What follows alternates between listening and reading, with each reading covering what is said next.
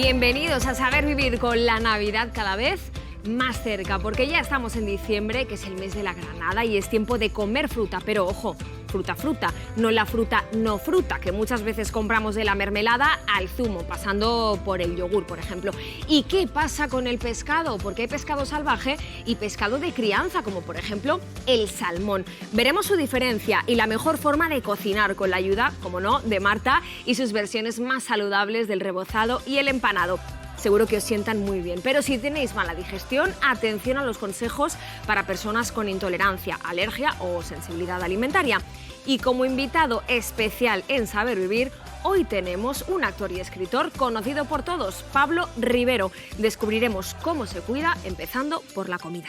Comía muchas más guarradas que ahora, hacía cero ejercicio, pero ahora sí, sobre todo la alimentación he cambiado mucho.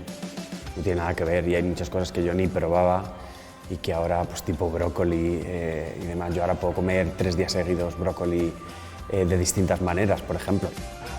No os perdáis su entrevista, que ya estamos listos para comenzar y abrimos boca con un alimento tan nuestro que hasta lo tenemos metido en el escudo de España, la fruta del Reino de Granada, la deliciosa granada.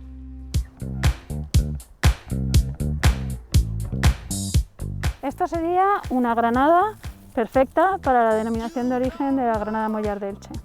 Extra es que no tiene ningún defecto en el exterior. Como veis, este año está bastante roja y es porque ha hecho mucho frío últimamente, entonces por eso está roja. No tiene nada que ver con el punto de madurez, el que esté más rojo o menos rojo. Si vemos en este árbol, por ejemplo, este árbol las tiene más blancas, pero no quiere decir que sea de peor calidad. Se ha quedado más resguardada del sol y posiblemente sea más roja internamente. Aquí tenemos unas características especiales del suelo, es suelo conquistado al mar, suelo muy salino, y las aguas que tenemos, pues también al ser recuperadas del río Segura, también son algo más salinas.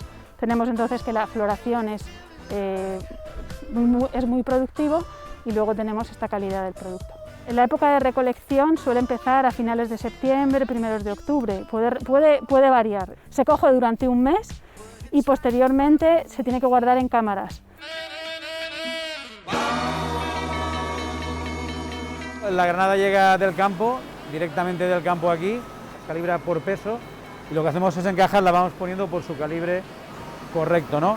Esto es una fuente de vitaminas, antioxidante, que es muy dulce, no tiene hueso y el comer es agradabilísimo. La forma de pelar una granada es esta que Carlos está haciendo aquí.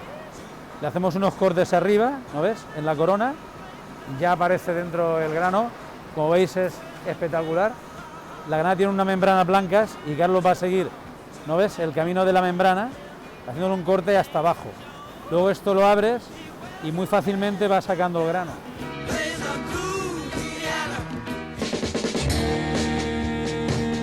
Ya veis que la hemos cortado tal y como os han enseñado. Y lo que vamos a hacer es, bueno, vamos a quitar los granos y la forma más tradicional, ¿no? Y si no estoy salpicando, es que lo estoy haciendo bien. Os voy a hacer el tartar de atún, que es un poco el plato que más éxito ha tenido con granada en nuestra casa. Vamos a añadirle simplemente un poquito de la salsa que hacemos, que es una salsa picante. La granada con el picante casa genial. Vale, ponemos bien de granada para que esa explosión sea la que nos dé la sorpresa, junto con el picante, sésamo negro. La granada va genial con el pescado crudo, como este tartar, como también podría ir muy bien con un ceviche. Va estupendo con la cocina asiática, con la cocina mexicana. Esto es un yogur griego sin azúcar. ¿Y por qué no le pongo azúcar? Bueno, pues porque es más saludable y ya tengo el azúcar natural de la granada. Le ponemos un poquito de cacao. A mí me gusta poner un poquito de hojitas de hierbabuena. Ya os digo, intentar hacer cosas frescas y que encajen. Nunca calentarla para no estropear la estructura que tiene, que es esa sorpresa, esa explosión, y no cargarnos la frescura del fruto, que yo creo que merece mucho la pena disfrutarla y además es más saludable.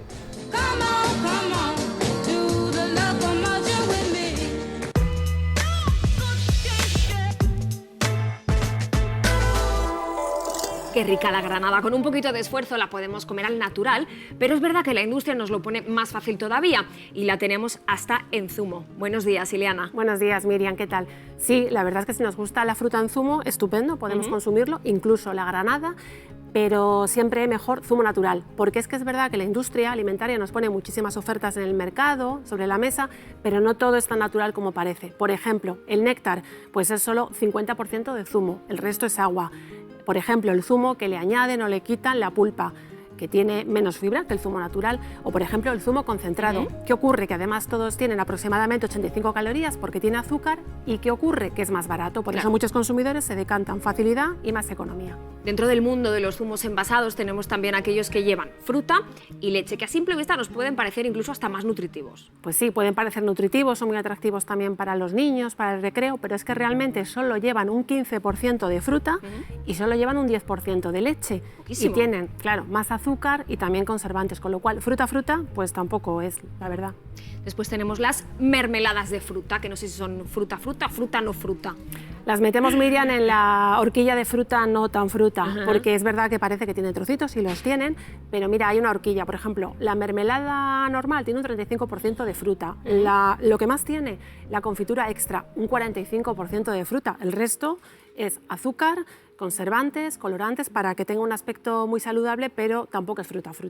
Y la fruta en almíbar, porque ahora llega su mejor época del año con la Navidad, como por ejemplo con estos melocotones en almíbar. Muy tradicional, efectivamente, en las cenas y comidas navideñas, pero lo que tiene principalmente es el caldito, que es sirope, que es agua y muchísima azúcar.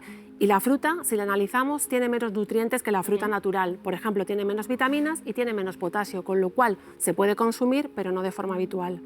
Llegamos al mundo de los lácteos, tenemos los yogures de fruta, o al menos de sabores de fruta, y ahí hasta en los envases nos ponen la fruta bien grande. Sí, la imagen y la etiqueta es muy bonita, pero como mucho podemos encontrar trocitos de fruta, que realmente no es como una fruta entera, tiene mucha menos proporción, y luego lo que habitualmente lleva es zumo de fruta o puré de fruta, con lo cual, bueno, pues volvemos a que la fruta natural es lo mejor. En resumen, comamos fruta. Si es fruta fresca, perfecto. Si no lo es, tenemos una estupenda opción, las frutas desecadas, dátiles, orejones, pasas, menuda familia de Salud y Aitor ya me está esperando para conocerla mucho mejor.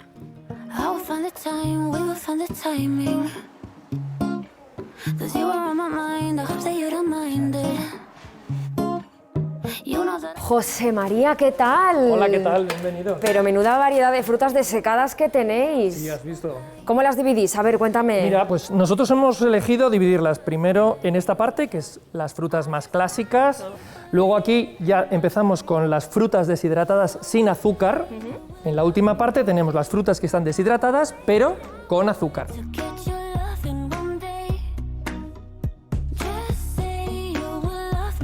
También tenemos tomates deshidratados, un producto que estamos recuperando ahora por la influencia de Italia, pero un producto que era muy habitual en el Mediterráneo de nuestro país.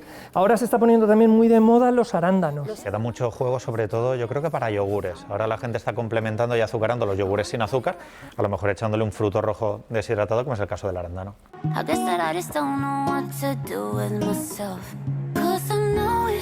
¿Qué es eso? ¿Y cómo? Hibiscus. Hibiscus. Es la flor del hibisco. Es una planta que se utiliza mucho en infusiones. Siempre le decimos a la gente que hay que utilizar menos azúcar, ¿no? Te haces una infusión y necesitas esa pequeña cantidad, a lo mejor puedes sumergir un poquito de jengibre en un té, un poquito de hibisco en una infusión y le da ese toque dulce pequeñito y además algo de sabor diferente. Muy buena idea. Entonces, de toda esta fruta desecada que tenemos aquí, ¿cuál es la que más se parece a la fruta fresca? Bueno, la más parecida sería sin duda esta que tenemos aquí desecada, pero que no se le ha añadido ninguna clase de azúcar.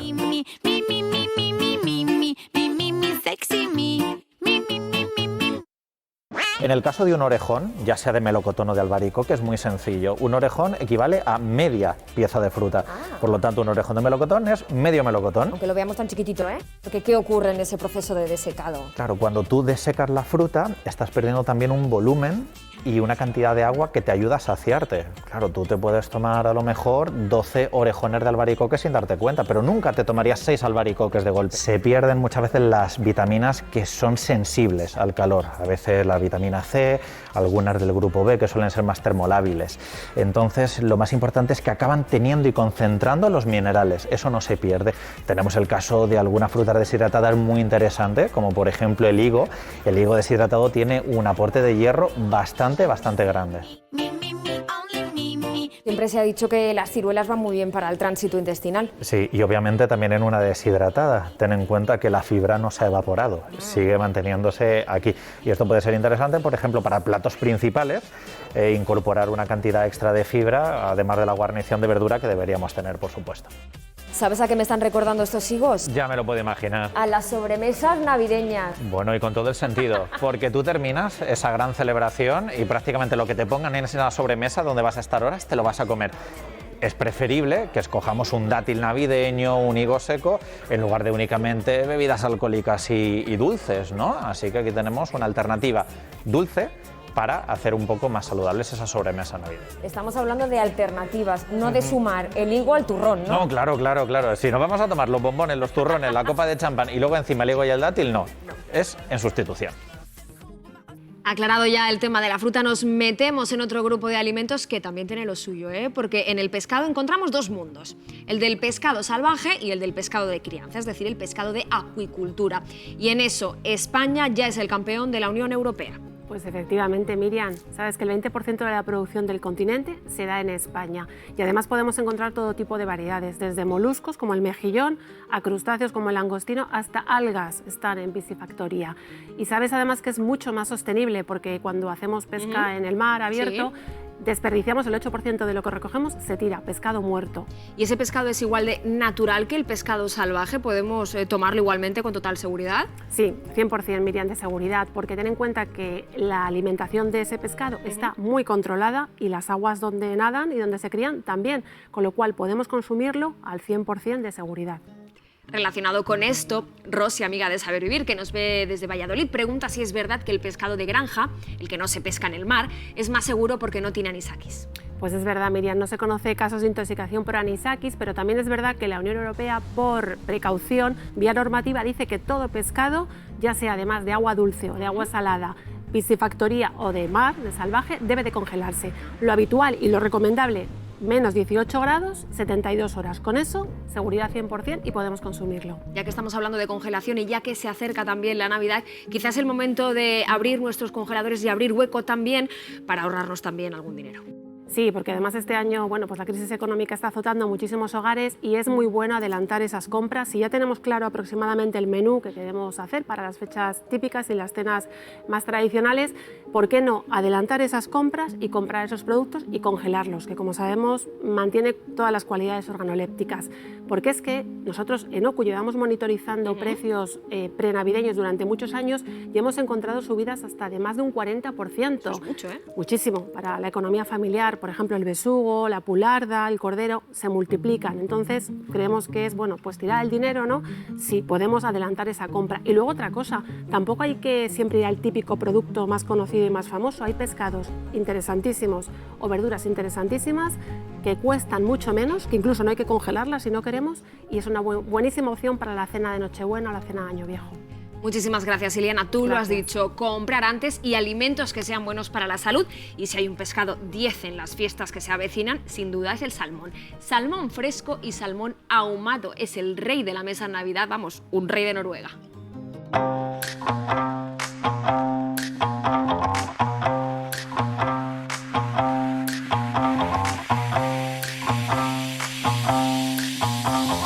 Pues aquí tenemos un salmón noruego de calidad superior. El salmón noruego está criado en los fiordos noruegos, en las aguas frías noruegas, aguas cristalinas. ¿Cómo distinguimos un salmón como este ejemplar de un salmón más fresco, menos fresco? Todo en el brillo que tiene. El ojo transparente, por ejemplo, también nos dice que es un salmón que lleva pocas horas pescado, ¿vale? Podemos aprovechar desde los lomos altos, los lomos bajos, la ventresca, la cola, incluso las escamas, podríamos hacer sal con ellas.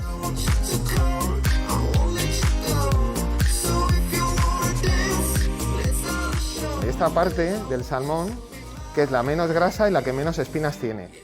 De aquí podemos hacer, se pueden hacer filetes también, o incluso lo bueno sería para hacer salmón marinado. Pues aquí tenemos la parte de arriba del salmón, la parte del lomo, que sería esta zona más oscura, ¿vale? la más gruesa, y esta parte de aquí que sería la ventresca. Ahora que llega el tiempo del frío, podemos de aquí sacar unos lomos, hacerlo con patatas, con un guiso de patatas y verduras, que es un guiso muy completo.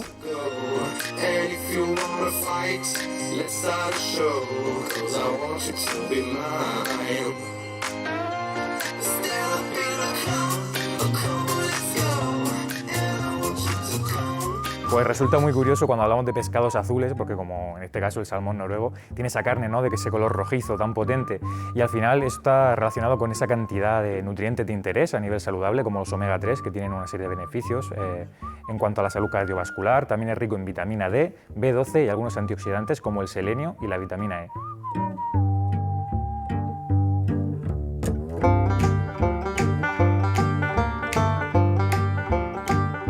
A la hora de cocinar, el salmón ofrece un montón de posibilidades. Lo bueno que tiene es que lo podemos hacer tanto al horno como para preparaciones más en crudo, tipo sushi, poke. En este caso, Junfai, ¿qué nos estás por aquí preparando? Un marmitaco, ¿verdad? Vamos a hacer un guiso, vamos a hacer un marmitaco de salmón. Para hacer nuestro marmitaco de salmón, lo primero que tenemos que hacer es sofreír la verdura. Un poquito de ajo, algo de cebolla, unos pimientos, en este caso rojo y verde. Después vamos a cocer la patata con un caldo de pescado. Y por último, para que nos quede muy jugoso, el pescado lo vamos a introducir al final. Cuando la patata ya esté en su punto, retiramos del fuego y con ese calor residual vamos a cocinar nuestro salmón.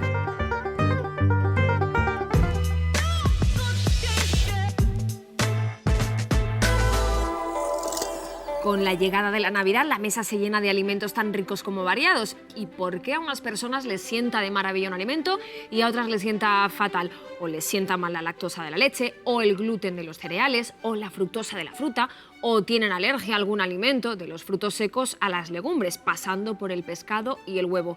¿Qué te voy a contar a ti, Gonzalo, que debes ver esto cada día en tu consulta, ¿no? Pues imagínate, cada día y cada vez más, porque es posible ser alérgico o intolerante a casi cualquier alimento. Imagínate, por ejemplo, los frutos secos, los cacahuetes, que son muy alergénicos. Hay muchos niños que ya desde pequeños son alérgicos.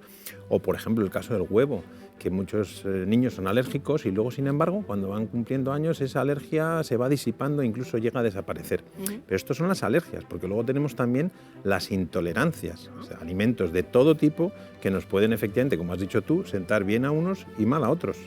Vamos a empezar diferenciando entonces, ¿qué es exactamente la sensibilidad a un alimento? Básicamente es que cuando tú comes un alimento concreto, te encuentras peor. No es que haya una reacción alérgica, no es que haya algo concreto, sino que tu organismo empieza a funcionar peor. A veces son síntomas evidentes, pues me duele la tripa, tengo diarrea o tengo reflujo. Sí. Y otras veces no, otras veces son cosas que no tienen nada que ver, pues problemas de piel, me duele la cabeza, me encuentro mal, estoy cansado. Todo eso hace que seamos sensibles a esos alimentos. ¿Y cuál es la diferencia entre una intolerancia y una alergia?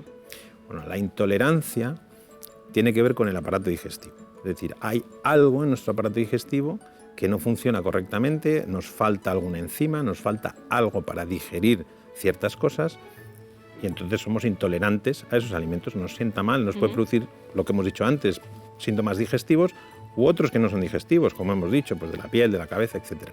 La alergia es un problema diferente. En la alergia entra nuestro sistema inmunitario. Identificamos un componente del alimento o un alimento como algo extraño y entonces lo atacamos con nuestro sistema inmune y ahí tenemos reacciones alérgicas que a veces pueden ser severas. Tengo la sensación de que siempre que se habla de alergias, de intolerancias, acaba saliendo la leche y la lactosa, como si fuera la malísima de la película. Pues es verdad que sale mucho, pero sale mucho porque es una intolerancia muy frecuente, quizá la más.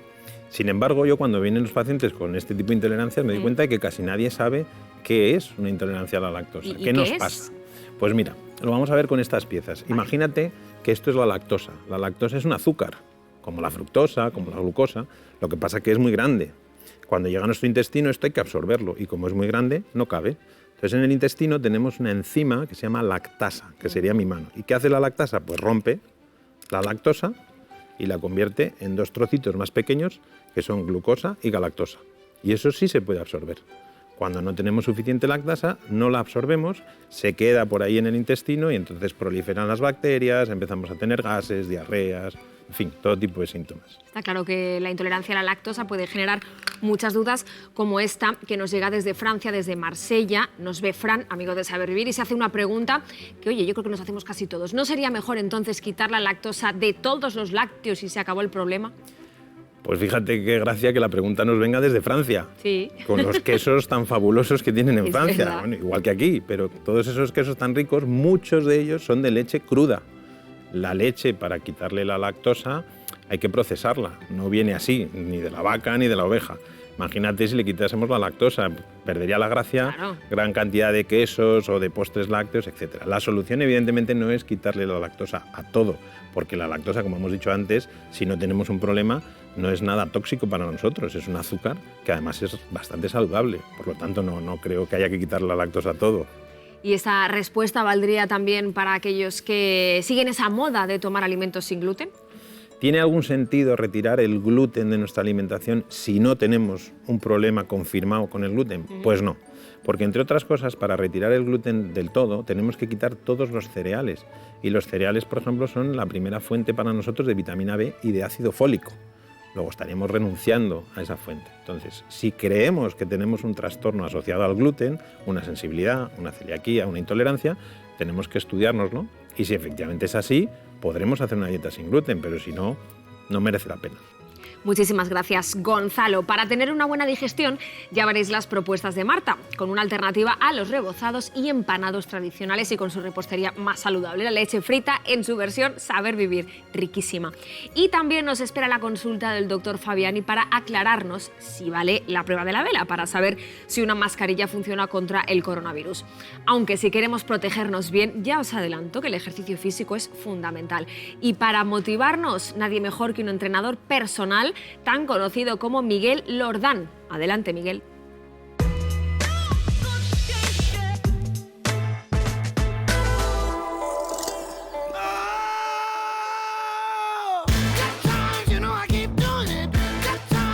Hola, soy Miguel Lordán y os voy a enseñar cómo consigo motivar a todos los que entrenan conmigo. ¿Me acompañáis? ¡Vamos!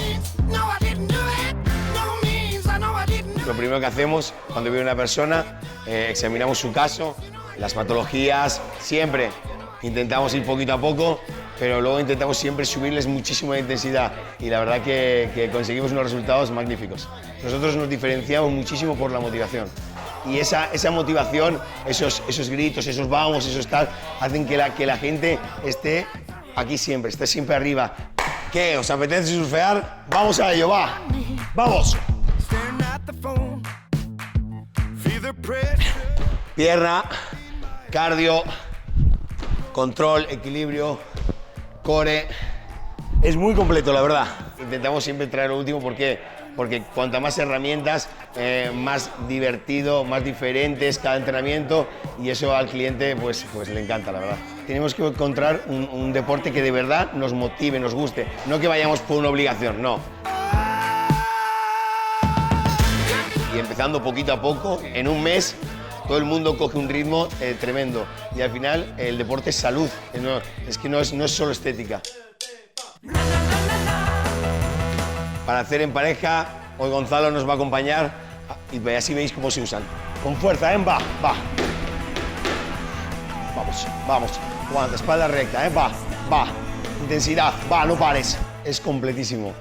Trabajamos no solo ejercicios cardiovasculares, sino que además trabajamos toda la parte superior, brazos, hombros, espalda. Sobre todo que en mi día a día, cuando yo esté trabajando, esté haciendo la rutina que tenga, que no tenga ningún tipo de dolor, que me encuentre con fuerza, que al final se convierta en algo esencial para mi día a día, que me cuesta renunciar a eso. Uno de los materiales que empleamos son los WAF. Vamos a hacer unas sentadillas con inestabilidad para que veáis cómo funcionan. ¿Qué hacemos con manteniendo el equilibrio? Trabajamos toda la parte del core y hace que una sentadilla normal se complique muchísimo. Hay que coger buenas rutinas, tanto en el deporte como en la alimentación, y una vez que consigues eso, ves que va solo. Y lo más importante, como nos dice Miguel, es imposible vencer a quien nunca se rinde. Con eso salimos siempre por la puerta y con ganas. Y gente que viene aquí buscando estética luego se encuentra que en su día a día está mucho mejor, está más ágil, se encuentra más ligero, está mucho mejor.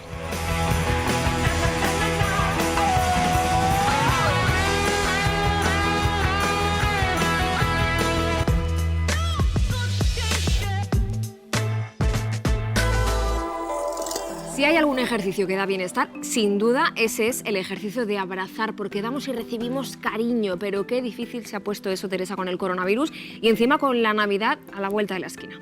Sí, porque fíjate, el coronavirus es un enemigo no solo de nuestra salud física, también lo es de la emocional. Desde luego. Y además es un enemigo muy perverso porque ataca en lo emocional donde más nos duele, que es en la forma que tenemos de manifestar nuestro amor y nuestro afecto. ¿Cuál? Dar besos, dar abrazos. Y precisamente a esas personas a las que queremos más y con las que no convivimos es a quienes debemos de proteger y no podemos abrazar. Te entiendo. A mí me encanta dar abrazos. ¿Que estoy sola? Pues si hace falta es que me abrazo a un cojín. También te digo que no suelo estar sola porque tengo a mis gatitos, Congo y Belga, que son muy amorosos y me encanta abrazarles. Ay, haces muy bien porque el contacto físico con los animales de compañía es muy beneficioso. Sí.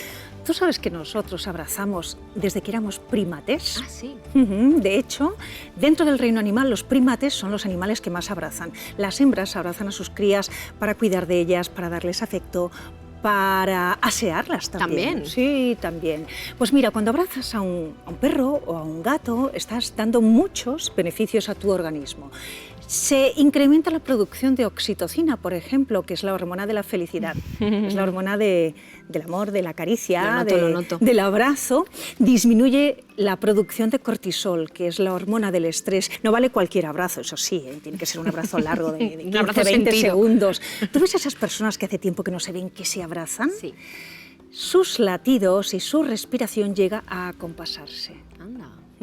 ¿Y de dónde nos nace esa necesidad de abrazar, de que nos abracen, de abrazarnos? Ay, desde que somos bebés, desde que somos embriones en el vientre materno, porque piensa que el tacto es el primero de los sentidos que se desarrolla. Hace un tiempo leí un estudio muy interesante de la revista Pediatrics que contaba cómo los bebés prematuros que recibían caricias cuando estaban dentro de la incubadora podían incrementar su peso hasta un 47% más que los bebés que no tenían esa terapia táctil y por tanto abandonaban antes el hospital. ¿Tú te imaginas a ese bebé que llega al mundo, que está solitario, es solo, Sí. no sabe lo que le espera y que se encuentra con el abrazo amoroso de una madre que le protege, le da amor? No sé por qué olvidamos ese gran sentido que es el del tacto y nos fijamos en otros sentidos. Y eso que, a fin de cuentas, somos una cultura que somos muy del abrazo, de los besos, mucho más que otras, ¿no? Sí, quizá por eso nos cuesta lo de la distancia social, ¿no? Y echemos de menos el abrazo, la caricia. Hay personas, no es solo que lo echen de menos, es que emocionalmente se sienten muy mal. Por eso yo animo a que abracemos de otra manera. Si no lo podemos hacer, te quito el cojín con los brazos. ¿Por qué no abrazamos con palabras? O abrazamos con nuestra mirada. Mandamos abrazos a través del móvil con emoticonos. Bueno, eso está bien, pero no olvides que ya hemos hablado en alguna ocasión aquí en Saber Vivir de la diferencia que hay entre el contacto y la conexión. Sí, lo recuerdo. Entonces conectemos a través del teléfono y conectamos cuando hacemos una videollamada y entonces ahí sí que estamos abrazando a través de nuestra mirada, abrazamos a través de las palabras, porque no hay que olvidar que tenemos que proteger precisamente a esas personas a las que queremos muchísimo sin abrazarlas. Muchísimas gracias, Teresa. Qué importante es la familia y más en estos momentos tan difíciles. Y si hay una familia en televisión española que ha tenido todo el éxito del mundo, esa es la familia Alcántara de Cuéntame cómo pasó. El hijo mayor, Tony Alcántara, está encarnado por un gran actor y ahora también un gran escritor. Hablamos de Pablo Rivero, nuestro protagonista hoy en el espacio Gente Sana.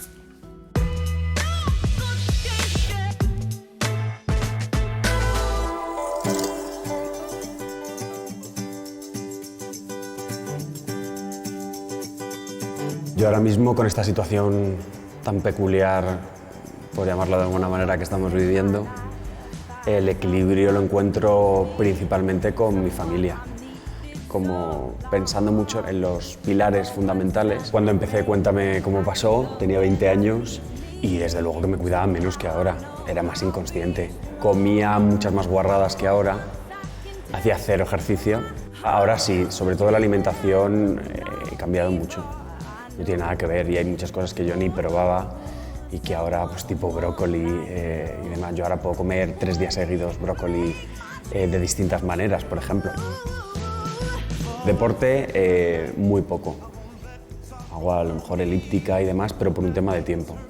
Y ahora estoy un poco que me he ido al otro extremo, ¿no? Que es a ver si saco tiempo entre libro y libro, rodajes y demás, para reanudar un poco y tener un poquito mejor forma física.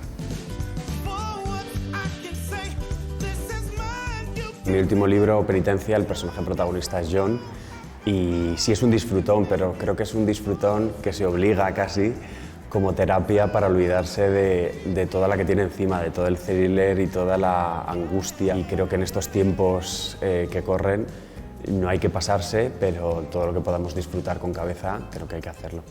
Con el primer libro, con No volver a tener miedo, que lo escribí en periodos de vacaciones, de viaje. Luego, una vez que tenía los plazos con la editorial, es verdad que pasaba como 14 horas al día para poder llegar sentado y me aplasté. Tenía una hernia, me lo volví a aplastar, casi me tienen que operar. Penitencia ya ha sido diferente, había pasado tiempo, yo ya conocía un poco la dinámica de cómo cuidarme la espalda, ya estaba bastante mejor. Tengo suerte, he tenido suerte y tengo suerte de tener unos mayores que son bastante más válidos que los jóvenes, incluyéndome a mí. O sea, quiero decir, tú tienes una conversación con María Galeana y es de un enriquecedor. Hablo de María, pero por ejemplo en el teatro estoy haciendo El sirviente con Eusebio Poncela. Eusebio Poncela no es que sea un abuelo, pero ya es mayor, pero es que está mejor que yo. Creo que he llegado a los 40 puliendo mucho mis necesidades para vivir de una manera sana, saludable y en equilibrio. Sí, ojalá me lleguen otros 40 igual.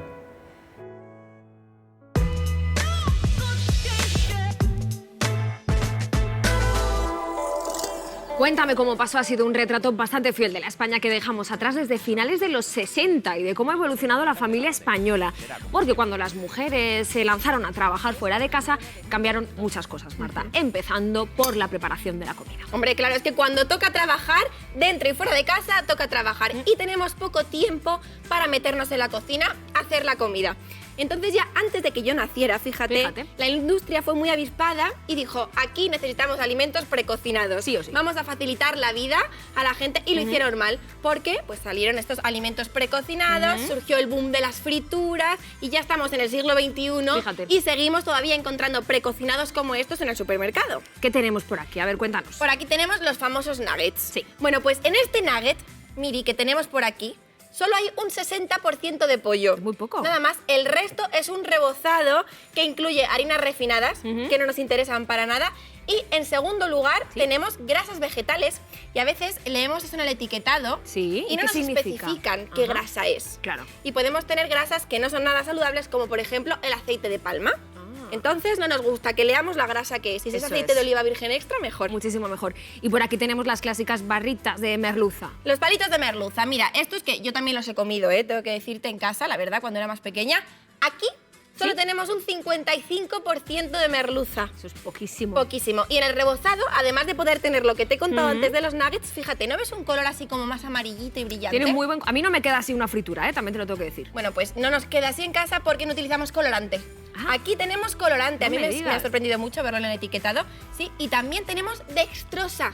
Ojo, todo el mundo en casa que lea dextrosa, todo lo que termina en osa suele ser un tipo de azúcar, así que no nos interesa. ¿Cómo hacemos entonces nosotros en casa pues un empanado o un rebozado más saludable y más rico, que de eso no me cabe a mí ninguna duda? Mira lo que tengo por aquí, mira, qué rico, además es muy bonito. Sí. Podemos mejorar estos empanados y rebozados con 3 tips. En primer lugar, vamos a hacer un buen relleno. En segundo lugar, un buen rebozado. Y en tercer lugar, una buena fritura. Perfecto, ¿vale? Venga. Primero, el relleno. Pues obviamente vamos a elegir un relleno que sea el 99% del producto y que sea a base de verduras. Aquí tenemos, mira. Brócoli, ¿no? Sí, y esto de aquí, ¿sabes lo que es? Parece calabacín. Muy bien, calabacín. Y luego aquí, pues si queremos hacerlo de pescado, pues yo he cogido aquí unos langostinitos. Pues estupendo. Que esto, oye, para un picoteo así de Nochebuena, Nochevieja, que ya va llegando las fechas, es genial. Muchísimo mejor, claro. En cuanto al rebozado, vamos a hacerlo más ligero. Esto es muy denso, lo que tenemos aquí es un mamotreto, pues aquí vamos a hacerlo más ligero con agua. Hacemos una tempura, mezclamos harina, levadura y agua, y entonces ves que se pega mucho menos a las paredes del alimento. En primer lugar, vamos a elegir un aceite resistente, aceite de oliva virgen extra. Sí. De esta forma vamos a evitar llegar al punto de humo cuando se nos quema el aceite, que huele fatal, ¿verdad? Y toda la casa huele fatal. Bueno, y la ropa, que luego eso no hay quien lo quite. Bueno, pues igual que tenemos que tener cuidado con las altas temperaturas en el aceite, tampoco vamos a freír a temperatura muy baja, porque si no, el alimento será una esponja de aceite. Papa de aceite, claro. Temperatura perfecta, 180 grados, para que se haga una costrita y que no penetre. En segundo lugar, vamos a evitar también mezclar aceites. Eso de mezclar un aceite frito con otro que no sea frito, nada de eso. Y ya está, cuidamos la temperatura y tenemos esto perfecto. Y luego has hecho unas salsas también que tienen muy buena pinta. Sí, porque hoy es un clásico acompañar los nuggets con ketchup. Sí, es un clásico, es verdad. Entonces vamos a hacer nuestro ketchup casero, que es muy Estupendo. sencillo, que es esto que tengo por aquí. ¿Cuál es la clave para que nos salga un ketchup casero muy parecido al industrial? ¿Cuál? Las especias y los condimentos. Vamos a asar tomate, asar pimiento y vamos a mezclarlo con canela. Anda, canela. Sí, vinagre de manzana, un poquito de edulcorante para dar ese toque dulzón y cayena. Y un poquito de pimentón y ya te queda una salsa de lujo. Listo. Perfecto, Marta. Pues es que es cuestión de probarlo. Yo estoy deseando, vamos, probar a cocinar y probar a comérmelo, por supuesto, también. Y vosotros, ¿habéis probado el gofio? Es típico de Canarias y hasta allí nos hemos ido para probar el escaldón de Tenerife, un gran plato de cocina española.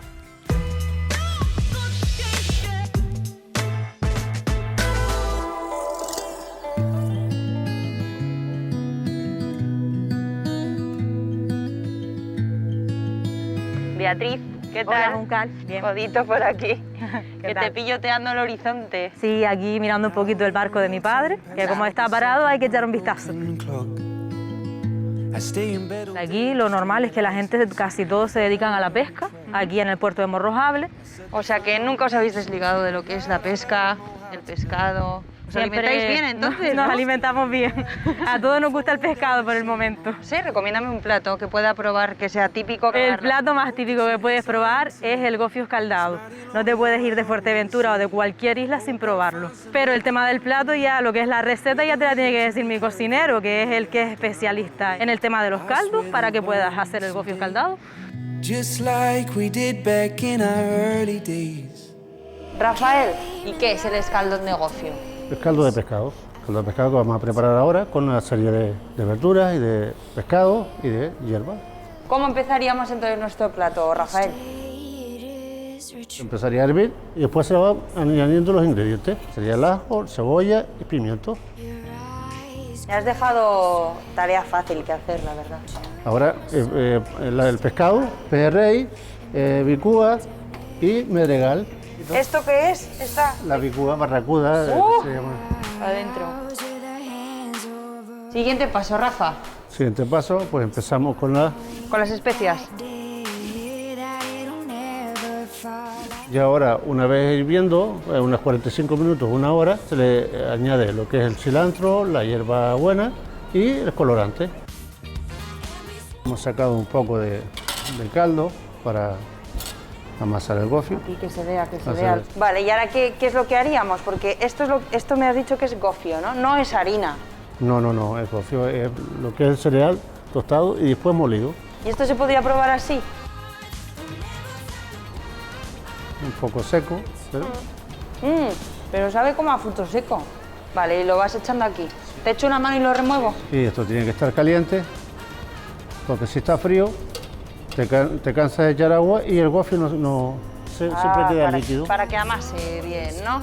Bueno, ¿y cómo comemos esta maravilla que hemos preparado? Así, por ejemplo, las hojitas de cebolla. Vale. Y lo que tiene que acompañar así.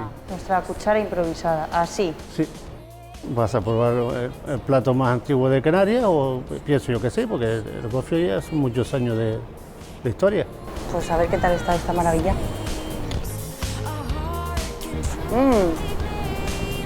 Nos ha quedado buenísimo.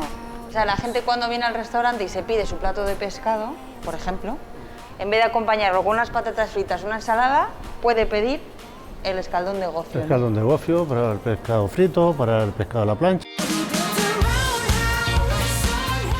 La Navidad está llena de tentaciones. Si hablamos de dulces, ni os cuento. Y tú, Marta, hoy nos vienes con una tentación dulce, difícil de resistirnos a ella, ¿eh? Bueno, pero es una tentación saludable. Ah, vale. Más o menos. Oye, que en Saber Vivir estamos aprendiendo que los dulces, además de ser ricos, de ser nutritivos, tienen y pueden ser mucho más saludables. Eso es verdad. Y podemos mejorarlo todo.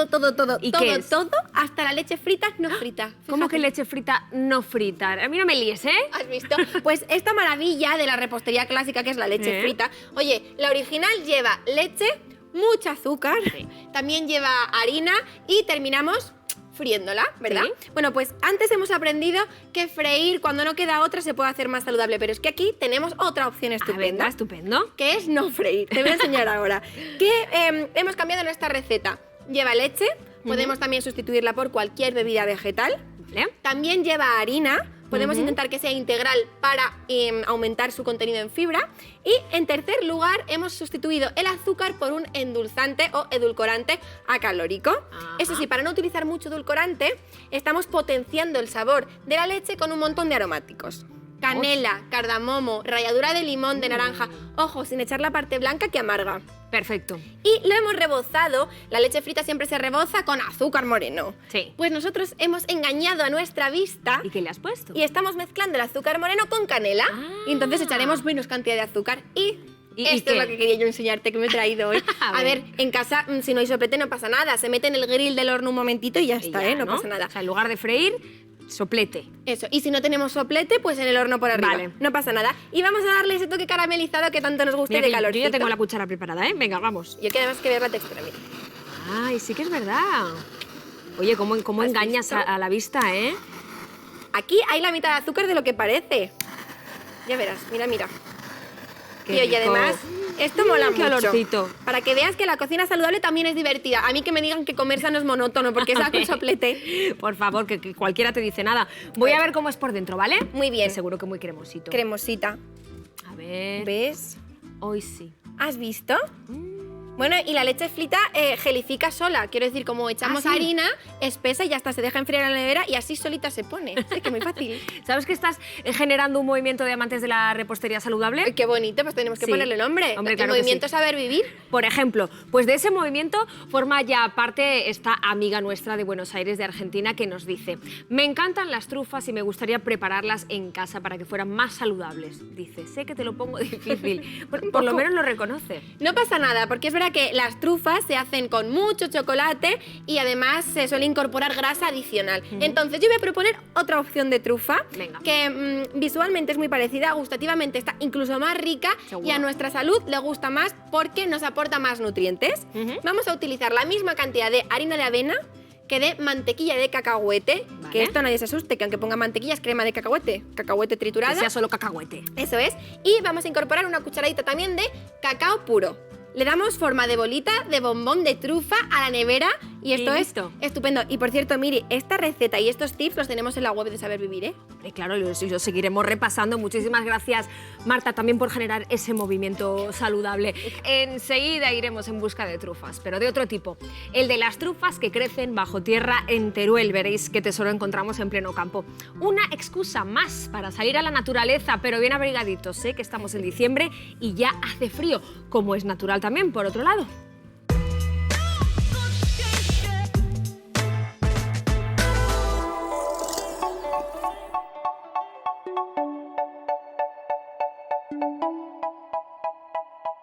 Arrancamos el mes de diciembre, un mes en el que daremos la bienvenida a la nueva estación y un mes que es el segundo más frío del año después de enero.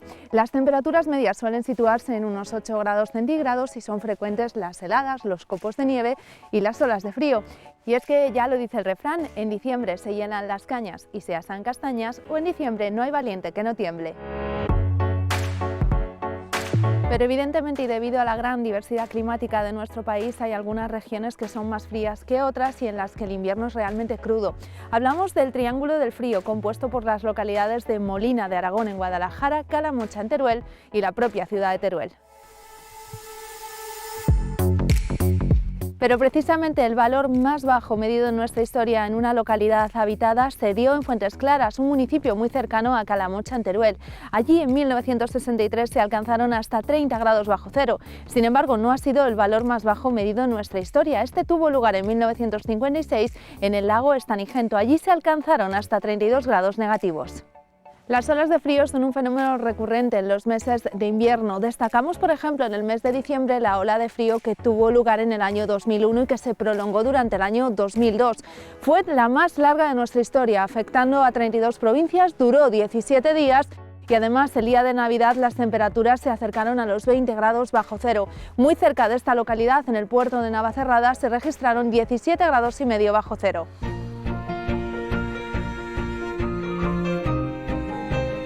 Con estas temperaturas debemos prestar especial atención a nuestra salud, que puede verse gravemente resentida. Es por ello que debemos cubrir nuestras extremidades y también nuestra cabeza para evitar la pérdida de calor corporal.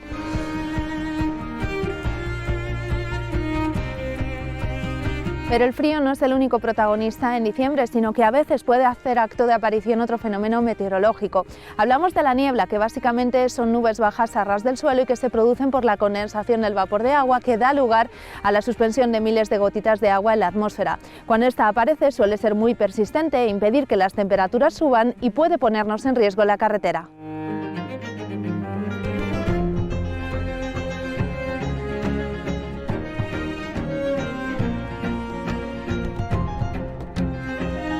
Cabe destacar que el frío no resfría, lo hacen los virus, pero sí que es cierto que el contraste de temperatura puede afectar a nuestras mucosas, que son la primera barrera de defensas. Por eso debemos evitar los cambios bruscos de temperatura al pasar de un sitio caliente e interior a un lugar exterior y más frío.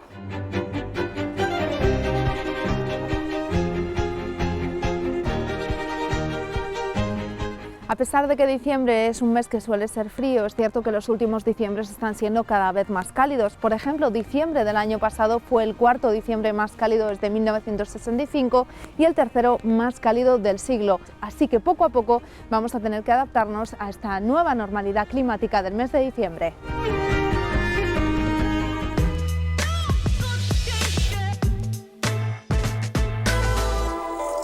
Con el frío de diciembre y la Navidad cada vez más cerca, buscamos el calorcito de la calefacción o de una simple vela encendida como estas que yo tengo aquí. Y mirad que se está hablando de la vela en relación con las mascarillas, porque se dice que para saber si una mascarilla protege de verdad o no, basta con hacer la prueba de la vela, que es ponerse la mascarilla y soplar con ella puesta, ya que si no apagas la vela es que la mascarilla protege de verdad contra el coronavirus. Así que nosotros vamos a hacer esa prueba con estas tres mascarillas. Tenemos una quirúrgica, otra higiénica y por último una FFP2. Voy a empezar poniéndome la quirúrgica, con las manos bien limpias siempre y ajustando bien a la cara. Cogemos la vela y a soplar.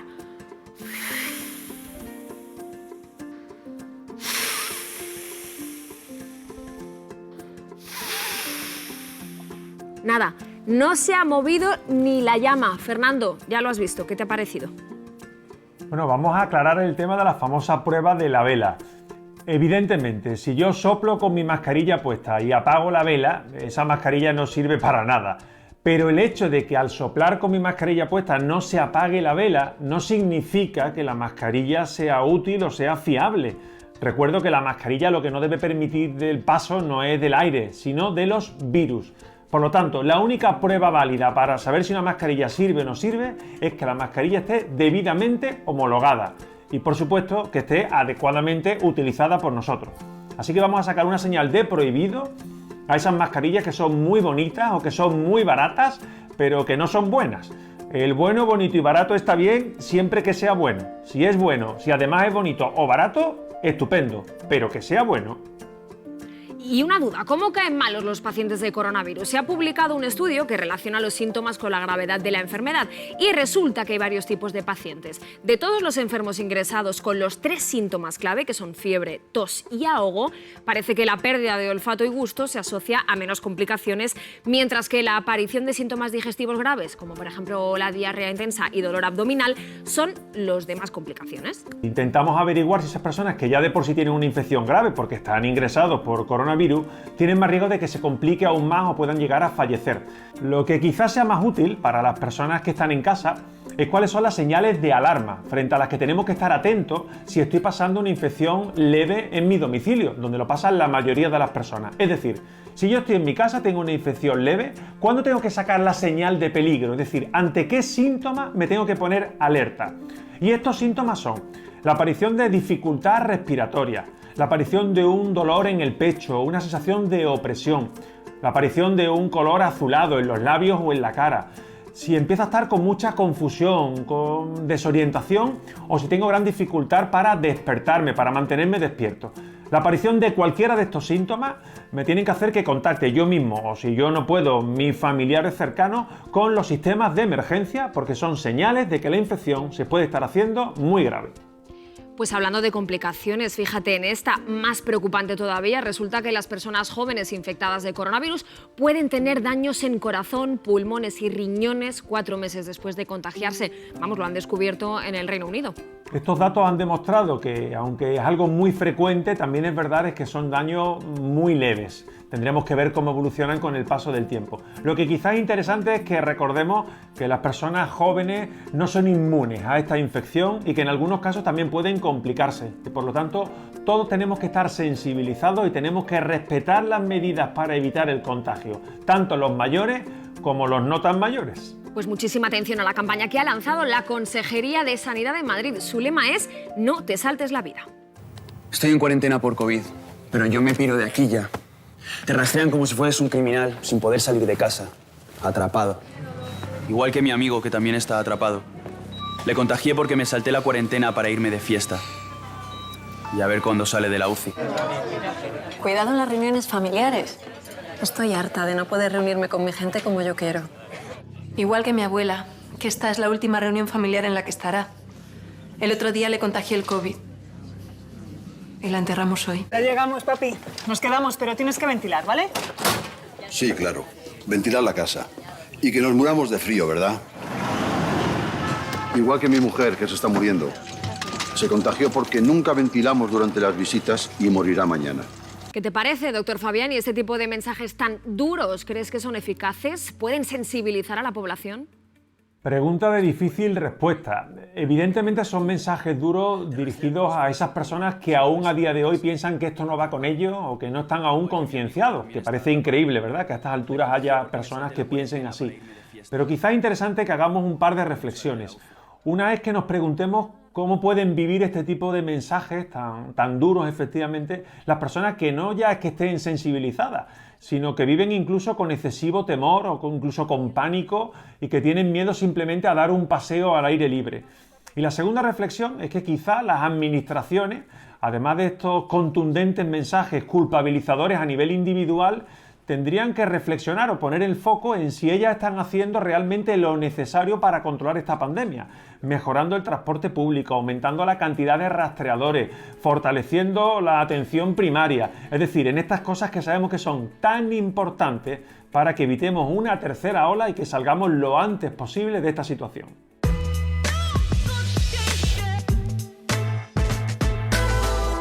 Ojalá este diciembre sea el último que hablemos del coronavirus y solo nos ocupemos de lo que es propio de este mes, el frío de diciembre. Nada mejor, también os lo digo, que estar calentito dentro de casa pegado a la calefacción. Pero cuidado, que pasar muchas horas sentado al día también puede ser peligroso para la salud. Aumenta el riesgo de sufrir enfermedades del corazón. Y no solo del corazón. Estar sentado más tiempo de la cuenta puede aumentar la cifra de la tensión arterial, aumenta el riesgo de diabetes, el sobrepeso, los dolores articulares e incluso aumenta los índices de ansiedad y depresión. Vamos, que no hacen falta muchos más motivos para ponernos en marcha, para hacer ejercicio físico y levantarnos de estar tanto tiempo sentados. ¿Servirá eso también para acelerar el metabolismo? Porque es precisamente lo que nos pregunta Marisa, amiga de Saber Vivir de Pamplona. Si hay algo que sirva de verdad para acelerar el metabolismo, porque ella dice que lo tiene lento y por eso todo le engorda. Bueno, el mundo está lleno de gente que dice que engorda porque tiene muy lento el metabolismo y a veces lo que tienen es muy rápido es la velocidad de apertura de la nevera. Es más, si hay algo que tienen lento es su actividad física, su ritmo de vida. Tenemos que movernos más. Esto de que a mí me engorda todo, yo no conozco a nadie que esté gordo de comer mucha fruta y verdura. tenemos que ponernos en marcha. Lógicamente, hay enfermedades metabólicas, problemas hormonales, pues que pueden condicionar un sobrepeso, una obesidad. Y por eso, si ya estamos cuidando nuestra alimentación y hacemos ejercicio físico y no conseguimos bajar esos kilos que nos sobran, debemos ponernos en contacto con nuestro médico para que nos oriente y nos ayude. Pues con las zapatillas bien puestas y a paso ligero nos vamos hacia un destino frío pero muy saludable, porque viajamos a Mora de Rubielos, Teruel, para hacer trufiturismo, o sea, visitar el lugar y hacer senderismo a la vez que buscamos trufas, las deliciosas trufas que crecen bajo tierra. Con sus maravillosas imágenes nos vamos. Buena semana, doctor Fabiani, y feliz semana a todos. Cuidaos mucho, por favor.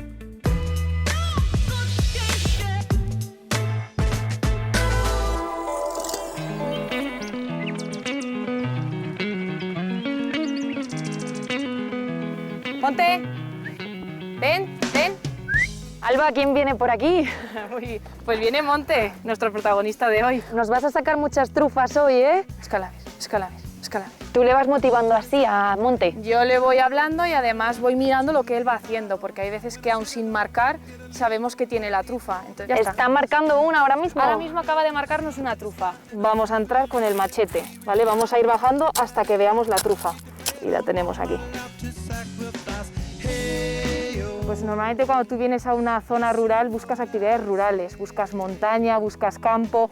Y la verdad es que el trufiturismo es todo eso, o sea, es además una forma de mostrar a lo que nos dedicamos la gente que vivimos aquí. Oye, yo creo que Monte está ya por ahí marcando Monte, otra. Sí, ya tenemos por aquí, se le ve el lomo. Vale. Entonces, como ya la vemos, ya vemos el tamaño que tiene, vamos a hacer una palanca para sacarla. ¡Ah! ¡No puedo! Ahí va. Oye, pues buen tamaño, he cogido mi primera trufa. Bueno, has cazado, porque en realidad con el tema de la trufa hablamos de cazar trufa. Aquí vienes, no se te olvida, ¿eh? A por la recompensa.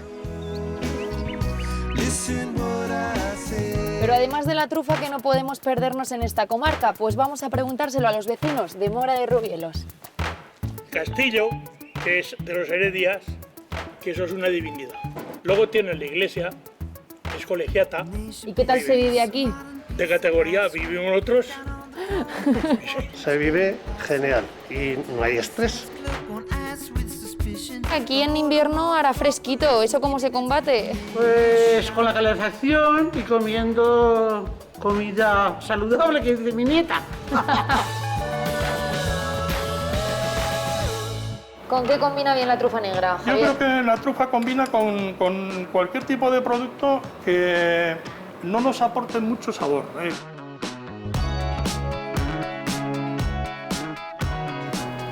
Y ya está, ya prácticamente ya está el plato terminado.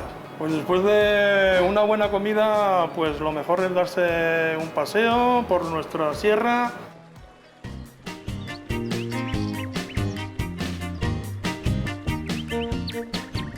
Todo es bonito en esta comarca, es naturaleza por todas partes y todo tiene su encanto y paisajes muy cambiantes. Los que venimos de la ciudad, ¿qué encontramos aquí? Desde bicicletas, senderismo, hay vías ferratas, montaña, silencio, tranquilidad, paz.